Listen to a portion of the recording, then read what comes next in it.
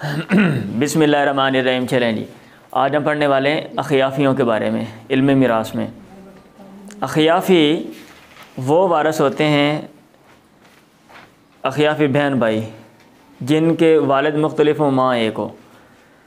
मतलब ये एक औरत की दो शादियाँ हुई तो दोनों की जो औलाद है वो आपस में अखियाफ़ी। ज़रूरी नहीं है कि दो हों, ज़्यादा भी हो सकती हैं। दो का मतलब ऐसे है कि ख़ामद फौत हो गए या तलाक़ हो गई तो फिर औरत ने दोबारा शादी की है।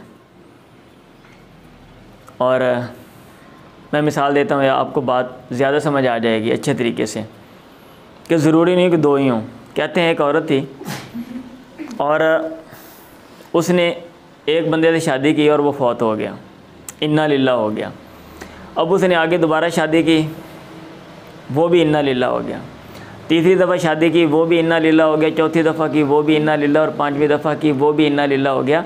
और बंदे सारे जो है ना वो डर गए कि आइंदा इसके साथ शादी नहीं करनी, क्योंकि जो भी शादी करते हैं वो इन्ना लिल्लाह हो जाते हैं। और ऐसे ही एक बंदा था, उसने शादी की, जो है ना पहली दूसरी तीसरी ऐसे, तो औरत जो है वो फौत हो जाती थी। उसने पहली शादी की, बेगम मर गई, फिर दूसरी, फिर तीसरी। अब कोई औरत उसके साथ शादी नहीं करती थी। अब इत्तेफाकन उन दोनों की आपस में शादी हो गई और दोनों इन्ना लिल्लाह हो गए। तो मतलब ये है कि भाई ज़रूरी नहीं है कि मर्द हो या औरत हो, दोनों के साथ ये सूरत पेश आ सकती है।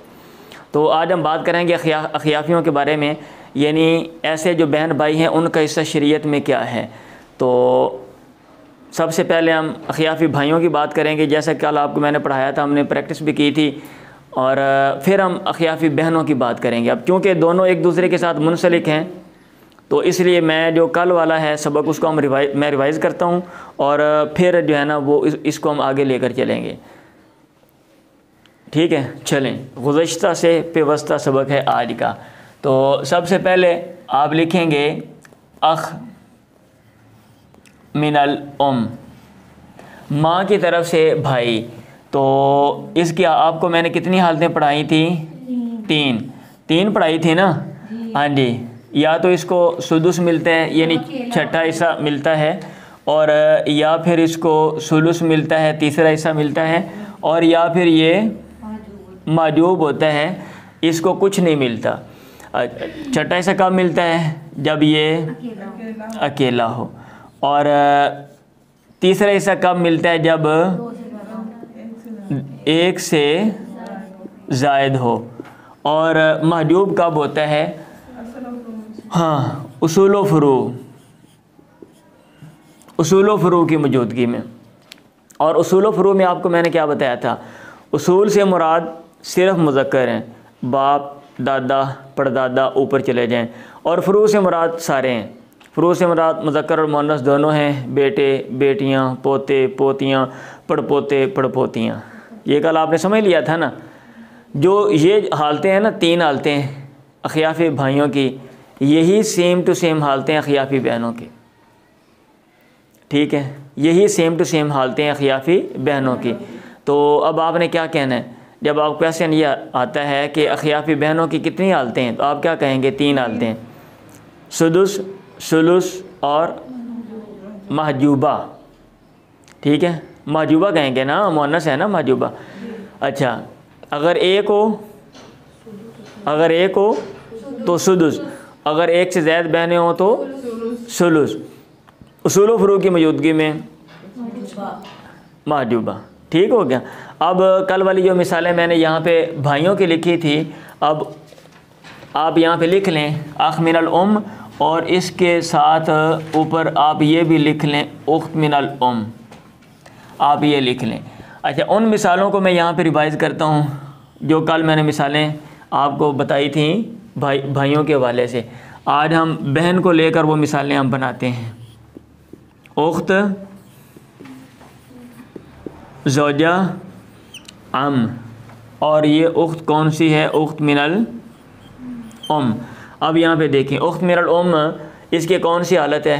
पहली हालत है, क्योंकि ये अकेली है। और इसको क्या देंगे हम? सुदुस।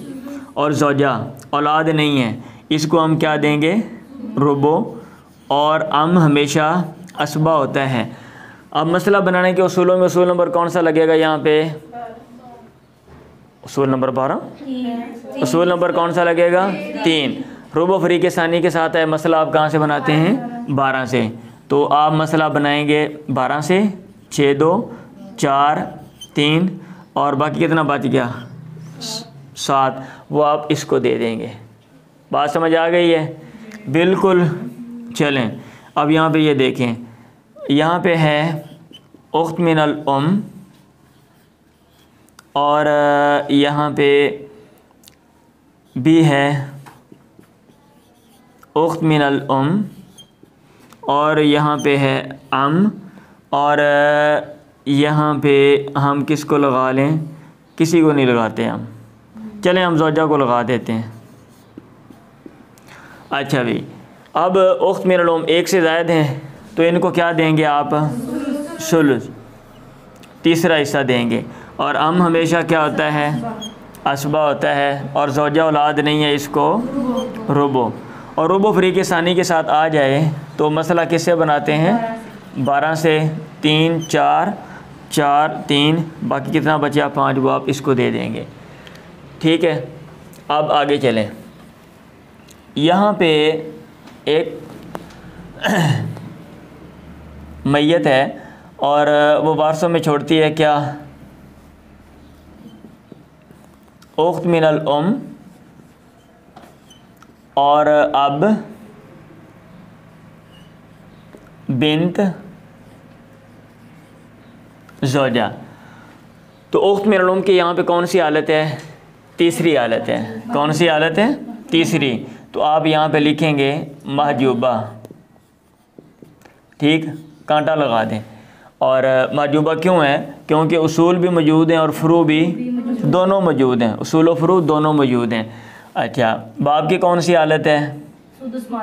दूसरी हालत है, सुदुस मा तासीब। तो ये साथ ना नंबर शंबर भी बोल दिया करो और हालतें पक्की हो जाती हैं। ठीक है। और बिन्त इसकी पहली हालत है, इसको निसफ मिलता है अगर अकेली हो। और ज़ौजा औलाद मौजूद हो, इसको सुमन मिलता है, इसकी दूसरी हालत है। ठीक। अब सुमन फरीक सानी के साथ आ जाए तो आप मसला किससे बनाते हैं? 24 से। माल की 24 हिस्से किए तो 8वां हिस्सा आपने इसको 8 3 24, इसको आधा, 24 का आधा कितना है? 12। अगर नहीं निकालना आता बिल फ़र्ज़ तो इसका मखरज 2 है, 2 का पहाड़ा पड़े हैं, 2 12 24। छठा हिस्सा 6 4 24, बाकी कितना बच गया? 16 और 3 19, 5 बच गया। वो आप इसको दे देंगे असबा होने की वजह से। ठीक है। तो देखें इस मसले में क्या था? इस मसले में ये अकेली है, इसको सुदुस मिल रहा है, ये पहली हालत की वजाहत है। और इस मसले में एक से ज़्यादा है, इसको सुलुस मिल रहा है, उख्त मिनल उम को सुलुस मिल रहा है। ये इस हालत की वजाहत ये है। और यहाँ पे दोनों मौजूद हैं, उसूल व फ़ुरू दोनों। अब हम क्या करते हैं, एक मिसाल जिसमें उसूल लेकर आते हैं और एक मिसाल जिसमें हम फ़ुरू लेकर आते हैं।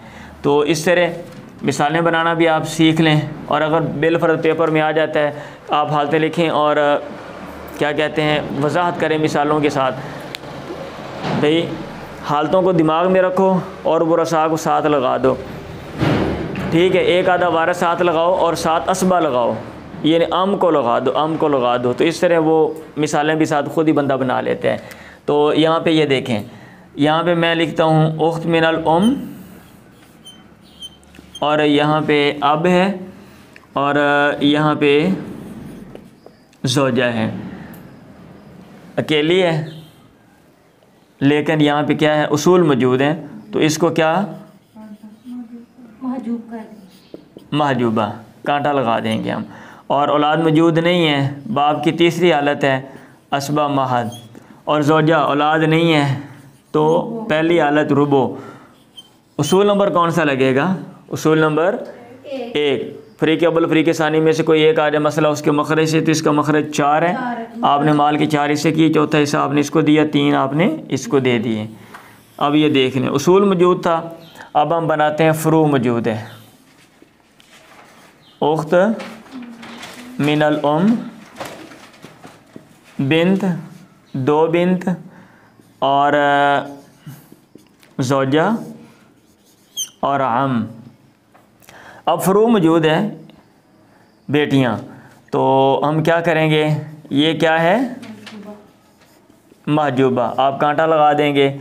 और बेटियां एक से ज़ायद हैं तो इनको कितना देना है, सुलुसान, इनकी दूसरी हालत है।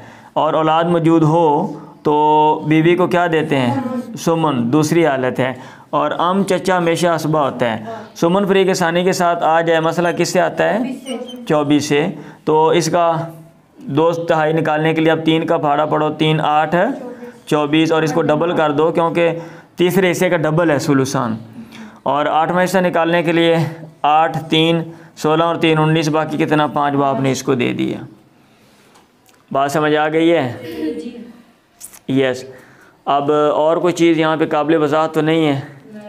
नहीं है, चलें सही है। तो अभी हमने क्या पढ़ा, अभी हमने ये पढ़ा कि जो अखियाफ़ी औलाद है वो भाई और बहन उनकी सेम टू सेम हालतें हैं, सेम टू सेम हालतें हैं। लेकिन एक चीज़ काबिल वज़ाहत है, वो चीज़ काबिल वज़ाहत ये, अगर ये दोनों इकट्ठे आ जाएँ तो फिर हम क्या करेंगे।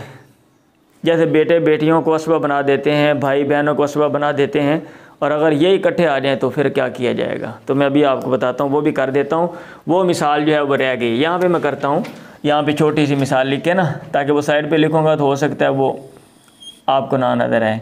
यहाँ पे ये देखें, ओ अख मिनल उम और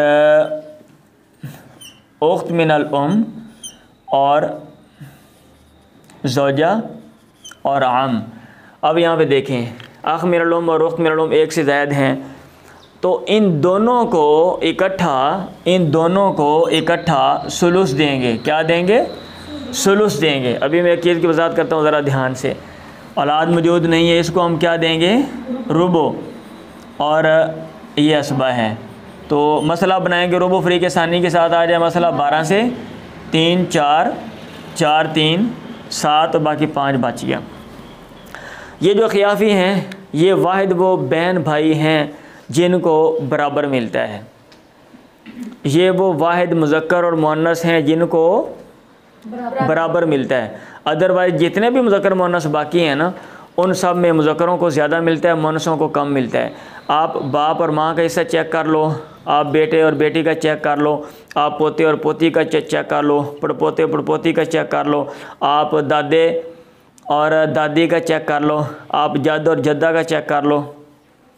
समझ आ रही है? खामद और बीवी का चेक कर लो, जिसका मर्ज़ी हिस्सा चेक करो, मुज़क्कर को डबल मिलेगा ये। लेकिन ये वो वाहिद इस्तिस्नाई सूरत है। अब इसके ऊपर क्वेश्चन आता है। क्वेश्चन क्या आता है? अगर आपने ये इन चीज़ों को समझ के पढ़ा हो तो फिर ये चीज़ें आसान हैं। क्वेश्चन ये आता है, वो कौन सी सूरत है या वो कौन सी सूरतें हैं या वो कौन से वो रसा हैं जिनको मुज़क्कर और मुअन्नस को डबल मिलता है, और सॉरी डबल नहीं मिलता, इक्वल मिलता है, बराबर मिलता है, तो वो ये वाले हैं। ठीक है, ये क्वेश्चन ये आ जाता है कि बताएं, हाँ, कौन से वो रसा हैं जिनमें मुज़क्कर मुअन्नस को डबल मिलता है, लेकिन उसकी इस्तिस्नाई सूरतें लिखें, इस्तिस्नाई सूरतें लिखें। वो इस्तिस्नाई सूरतें यही हैं कि ये वो वारिस हैं जिनमें बराबर मिलता है, मुज़क्कर हो या मुअन्नस हो। ठीक, तो जब आप इनकी हालतें इकट्ठी लिखेंगे तो आप ये बताएंगे, अगर इनमें से कोई एक अकेला आ जाए, सुदुस, एक से ज़ायद हों तो सुलुस, उसूल व फ़ुरूक़ की मौजूदगी में महजूब, और अगर बहन भाई इकट्ठे आ जाएँ तो फिर इनको, हाँ, फिर इनको बराबर मिलेगा और वही हिस्सा मिलेगा, और ये असबा नहीं होंगे, ये असबा नहीं होंगे। बाकी जो बहन भाई हैं वो असबा होते हैं, सगे भाई हों और सगी बहनें हों वो आपस में असबा हो जाएंगी। नोट कर लो, अब उनको भी आगे ऐड करूँगा मैं, सगे भाई बहन हो आपस में वो असबा। ऐसे अल्लाती, बाप की तरफ से भाई बहन हो, हाँ, एक बाप एक है, माएँ मुख्तलिफ हैं, तो वो भी जब भाई बहन आएंगे वो भी आपस में असबा, लेकिन ये वाले असबा नहीं होते। समझ आ गया भाई? चलें अभी हम प्रैक्टिस करते हैं।